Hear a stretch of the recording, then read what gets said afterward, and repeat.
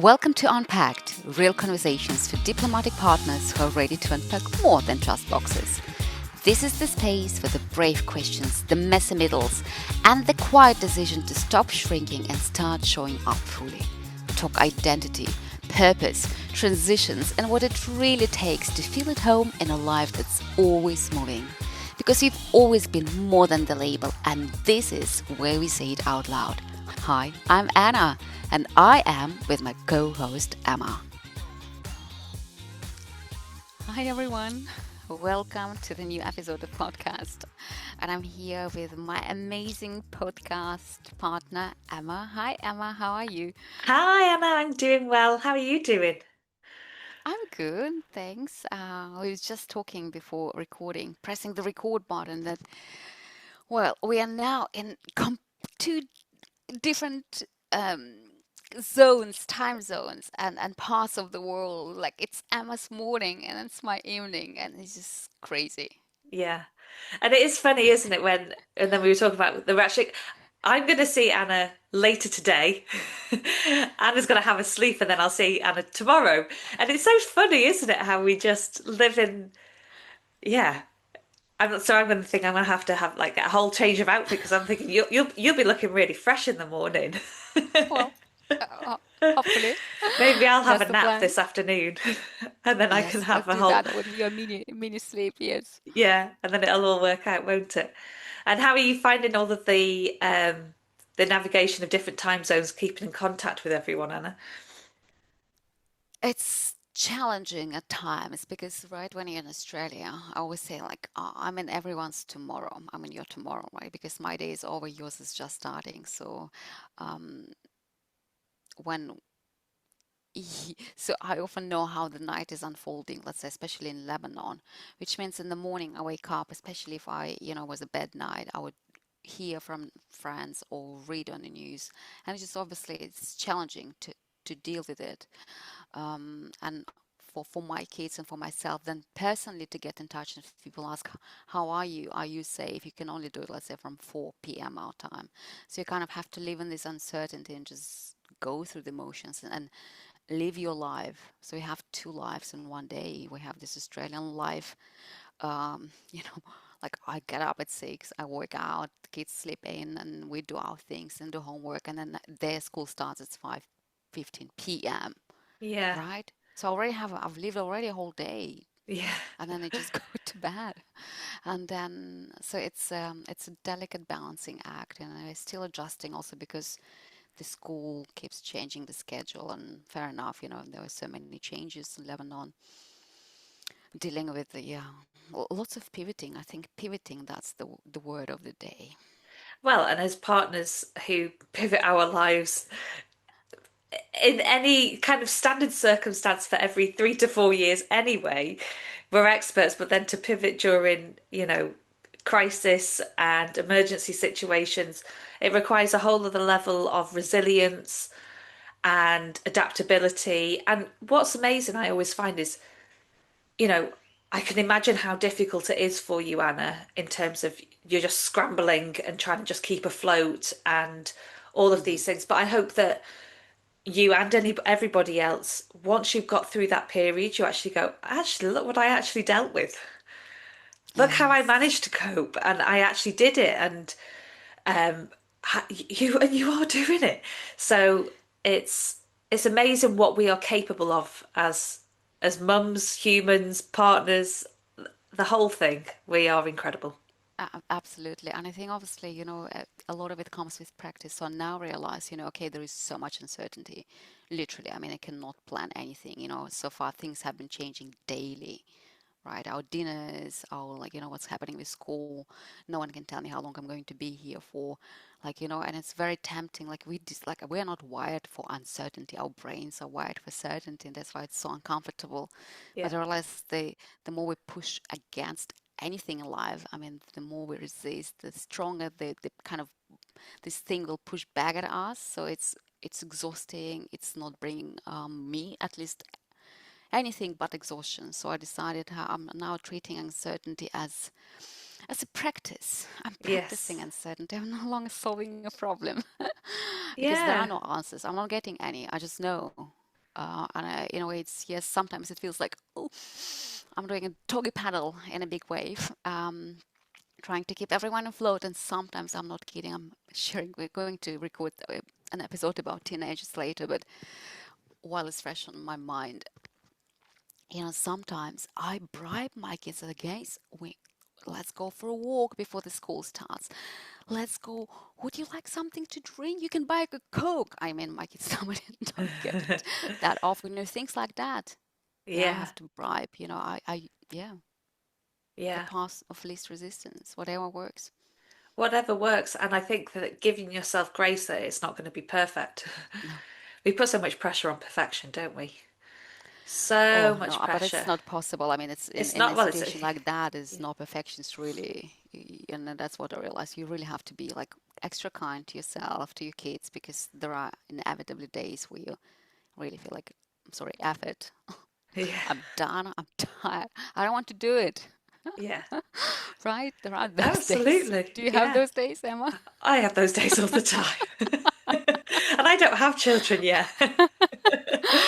So But you still have to kind of, I don't know, recalibrate and say, okay, right, let's I make think it's the it's a most out normal of it. it's a normal part of life, isn't it? Where sometimes we give too much, or our energy is burnt quicker than we can recuperate.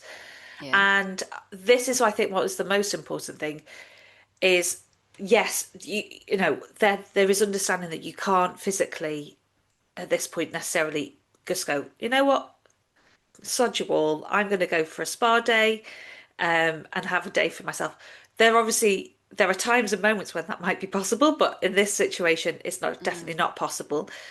But I think what happens is when you know that things have started to, the waves of uncertainty are starting to slow down at least, that you take that moment and recognize, okay, things are slowing down, or that I've got a bit of breathing space, and that's the time that I need to take for myself and actually allow your nervous system to reset. Because I think when you're so in fight or flight mode, which mm, you understandably are, it's very easy that when things have settled down, your body and your brain haven't caught up with that yet because it still thinks, no, I've still got to run at a million miles an hour. I've still got to keep going. I've got to keep going. yes, So it's about keeping checking in. Okay, how are things today? Are things slowing down? Have I got a bit of time? Because it is really important, isn't it, to get that time back and actually give yourself that time and know that it's not going to be a 5 minute thing. You're going to need days and weeks to recover from this.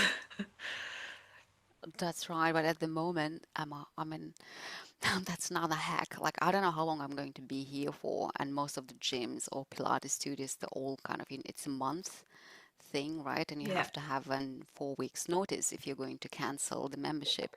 So at the moment, I'm doing lots of trials Oh, good everywhere, idea. Yeah. all over Sydney.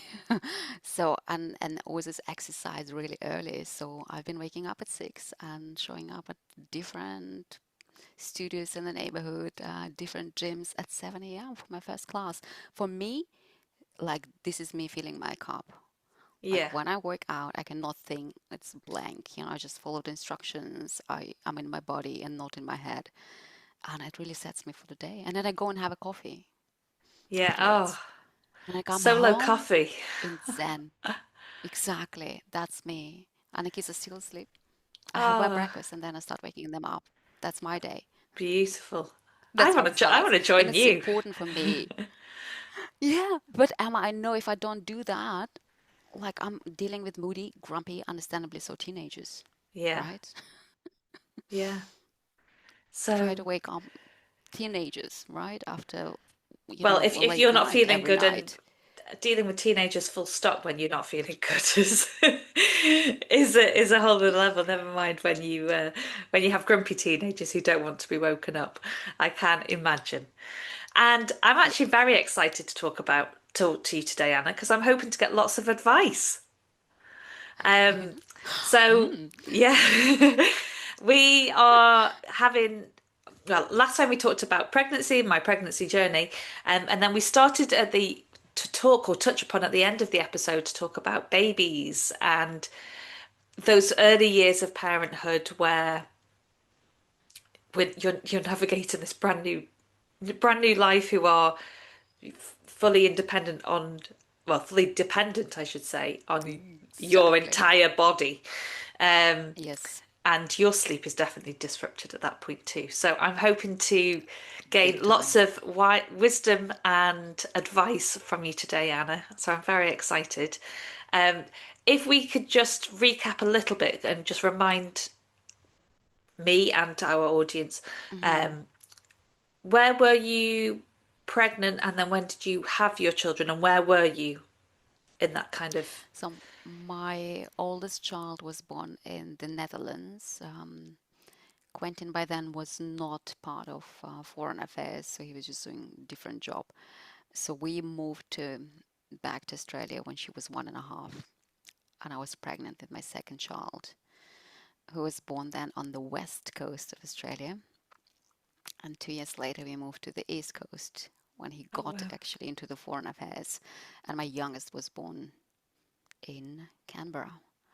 So Oh my kids great. were all born in different places. Yeah. And obviously in the Netherlands, we did not have family. And then in Perth, we did have family for 2 years, about 2 years. And Hmm. then we did not have family again. Yes. And then when my youngest was 1.5, so I had my kids just under 2 and then 2.5 years between the middle and the youngest child. So he was 1.5 when we moved to China for our posting. And we Goodness had, me. oh, God bless the IE, the nanny, the helper, the most amazing woman in the world who really rescued me I mean, because at I was this, a sleep deprived zombie by then. yeah, and I'm just thinking, like, wow, that is a lot. You had It's your a babies lot. very quick together, and what's Yes. this? I'm trying to think. So when you moved to China, you had three children, all under four, Yeah. No, or no, no, all not under quite. three, So or no, no, no, no, no, no. If you calculate, so basically, no, so I had a 1.5-year-old, almost a 4-year-old, and almost a 6-year-old. wow, So there were, yes, um, and it's just, so it was obviously the experience, having babies in different, even in Australia, mm, it was a very different experience. Obviously, Netherlands was totally different to what I went through here. And obviously, when I think we talked about pregnancy, how your checkups and all of that. Like in the Netherlands, I was planning to give birth at home. That was very normal.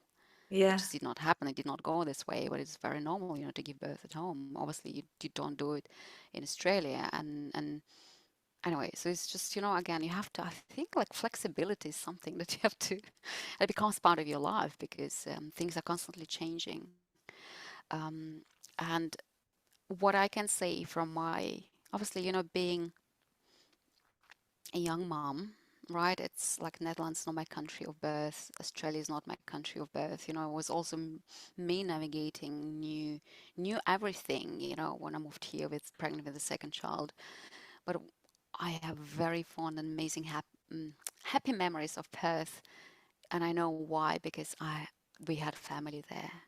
Like yeah, for me, looking back, I know it made such a difference that someone was there, and I have the most amazing family. And it was also extended families. So I still remember beautiful birthday parties and Christmas lunches or dinners with the family. And then it's obviously like Christmas here, it's summer, and you sit outside and there's big table, lots of food, and family members dressing up as Father Christmas to surprise the kids. And my kids just being so happy and so loved and so held, like grandparents and like aunties. It was magical. It was so beautiful. So I know what it is like to have it because in a way for me it was just a very short period of time. yeah. And that's Uh, why I think for us, for diplomatic spouses, because often like this is what you're going to experience, you won't have your family in Nairobi mhm. with you. And I think like what I can um, basically share based on my personal experience, family time is so wonderful and so precious because I know I know because I not always have it. I mostly did not have it. And I know the impact it had on me, on my well-being, but also on my kids, Yeah. not having, this family around you. Yeah, and I think that this is, I know we talked about lots of my reasons why I chose to have the our baby in the UK, and part of that is because we can actually enjoy having some time with family and having that support system. And for my parents, it's their first grandchild, and you know, they're very excited. They want to get Of to know, and I course. could only imagine the upset we're going to have when we leave and we head back to Nairobi because it's funny, isn't it? We talk about the pros and the cons of when we go back to visit family and we're living in out of suitcases and it's not quite your home, but it is your home, and we talk about all of those challenges that it brings, but at the same time, that's what we really crave, isn't it? And we crave the familiarity, we crave the support systems, and they are very, very beneficial. They are, and so this is the biggest upside for us at the moment of being evacuated to Australia. We are with the grandparents, like for my children and for the grandparents. Like this is precious time. They Yeah. haven't seen each other for over a year, Wow. right? Now you have this extended period where you have breakfast together, where you have dinner together, where you can go and have a swim or have a game of tennis or just do nothing and talk and chat. And this is precious. It's not given because the majority of the time we are not together, Mm. right? So And this then, is different, I think, for us, for expat and diplomatic spouses. yeah. And I think that what you've talked about there is actually that having that support system is one of the most important things, isn't it?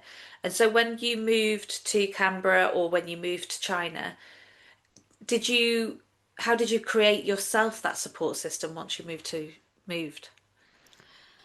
Well, in Canberra, it was mostly friends, I'd say, right? Hmm. Yeah. Friends who would, I don't know, come and let's say, I remember we had this swap. Let's say I would go and babysit your kids, and then you can go out, and then maybe one night you come and babysit my kids, things like that. But it was That's very limited, like, because when the kids are babies, really young, hmm and don't sleep, it's just a bit more difficult and challenging. And China was back then it was just part of the package that we had a nanny or a helper available for 40 hours a week. Can you imagine? brilliant. Like, it was just part of the Yeah. package. They got rid of it.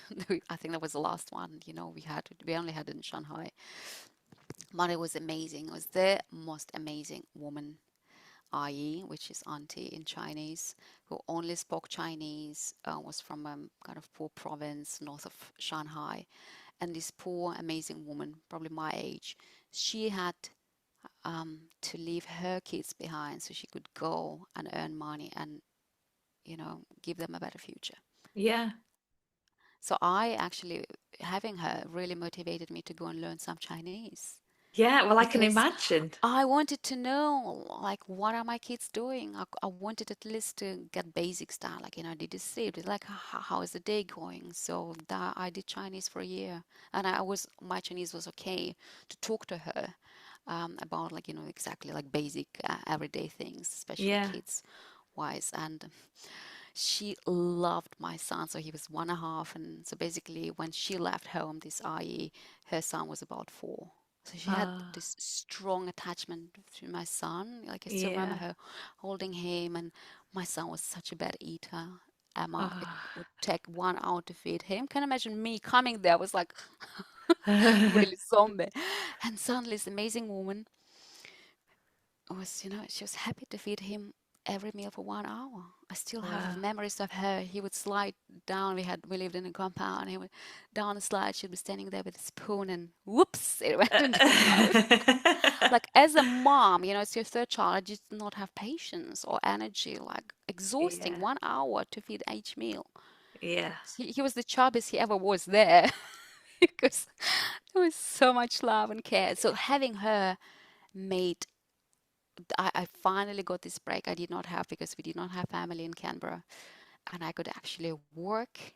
and do and go out and meet people and yeah, it's kind of that was me getting myself back just because there Yeah. was time and support finally. But I think if you don't have it, and sometimes you don't, it's just tricky. It's can be very challenging, very tough. Yeah. And I think that it's one of the um I don't know quite what the word is, like a barrier or that there's shame or guilt or around about the fact of having paid support system. Um, as in like sometimes, as in like people I have, or and I think this comes from places like the UK where it would be impossible, right, to have the Yeah. paid support that the children go to nursery, and that's very expensive.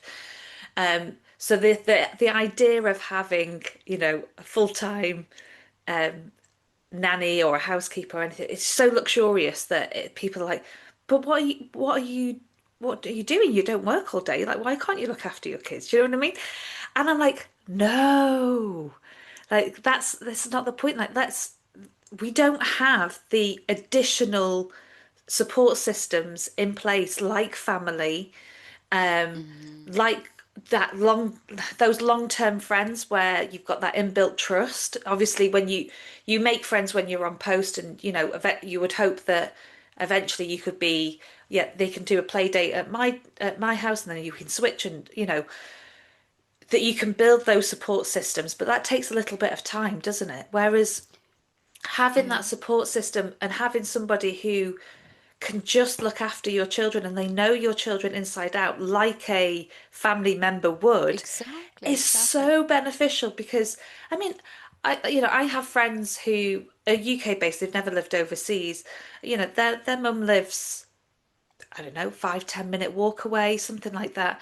And mum helps with school pickups, um, takes over when, you know, if the parents are going out for dinner, or you know there's an event, or you know weekends, staying over at weekends. You would never think twice about saying or shaming a mum or a parent.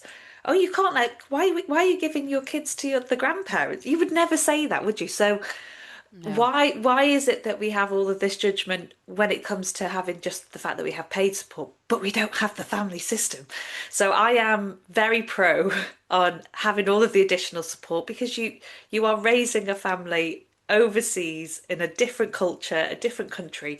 And I can imagine that your children also, and I'm thinking about my baby as well, they're going to be exposed to new cultural ways from a very early age, from having that person in their home. So I can imagine, did the auntie bring like Chinese culture into your house and give you a whole new perspective, or Of course, of course. yeah. But the thing is, I mean, I still have videos of my kids,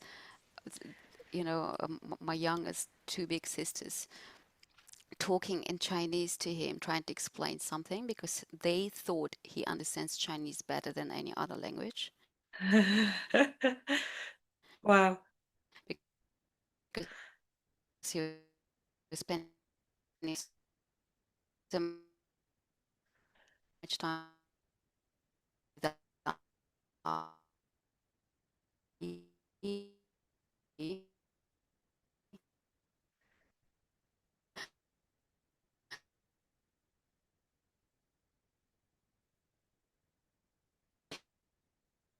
he just one knee at me, I think that frozen on my side. Yeah, Can you you hear just me? froze. Yeah, now you're back. Oh, yeah, yeah. Yeah. So you just tell us about that The video laugh. again. Um, Sorry, where was I? What did you So hear last? the last thing that you I heard was that you still have videos on your phone. Or the videos on the phone where two sisters are talking in Chinese to their brother because they thought that's the language he understands the most, better than Ah. English or anything else, because he was spending so much time, right? 8 hours every day with the IE. Yeah.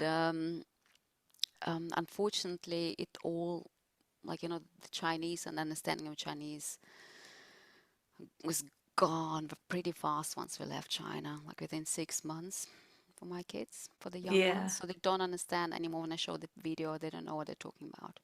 Wow. Yeah. But So- something remained. They love Chinese food. They love Chinese food. They love rice. They love Chinese, yeah, Asian food.